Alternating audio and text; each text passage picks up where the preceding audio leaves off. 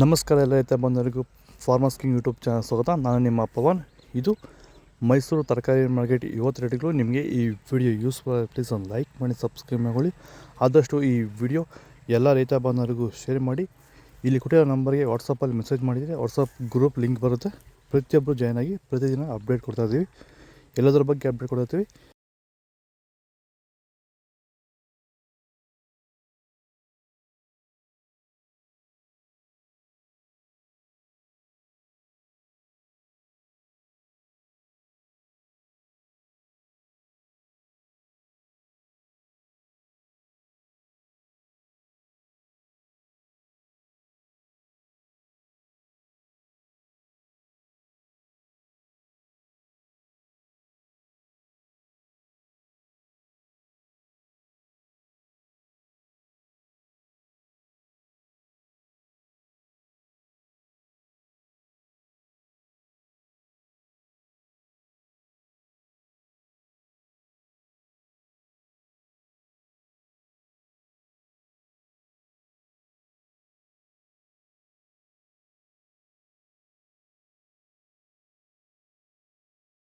ಈಗ ಈ ಒಂದು ತೋಟಕ್ಕೆ ಎಸ್ಪೆಷಲಿ ನೀವು ಸ್ಟಾರ್ಟಿಂಗಿಂದ ಏನು ಮಾಡಿದ್ದೀರಾ? ಈ ತೋಟ ಇಷ್ಟು ಚೆನ್ನಾಗಿ ಮೇಂಟೈನ್ ಮಾಡಿದ್ರೆ ಏನೇನು ಮಾಡಿ?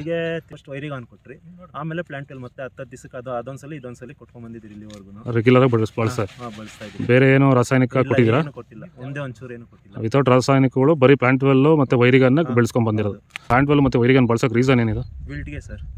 ಫಸ್ಟ್ ಎಲ್ಲ ನಾವು ಹೋದ ವರ್ಷ ಎಲ್ಲ ಬೆಳೆದಿದ್ರಿ. ನಾವು ಶಾಮಂತಿಗೆನೇ ಬೇಡ ಅನ್ಕೊಂಡ್ಬಿಟ್ಟಿದ್ರಿ. ನಿಮ್ಮನ್ನು ನೋಡ್ಬಿಟ್ಟು ರೆಫರೆನ್ಸ್ ತಗೊಂಡು ನಿಮ್ಮ ಇದ್ರ ಮೇಲೆ ನಾವು ಮಾಡ್ತಾ ಇರೋ ತೋಟ ಇದು ಚೆನ್ನಾಗಿದೆ.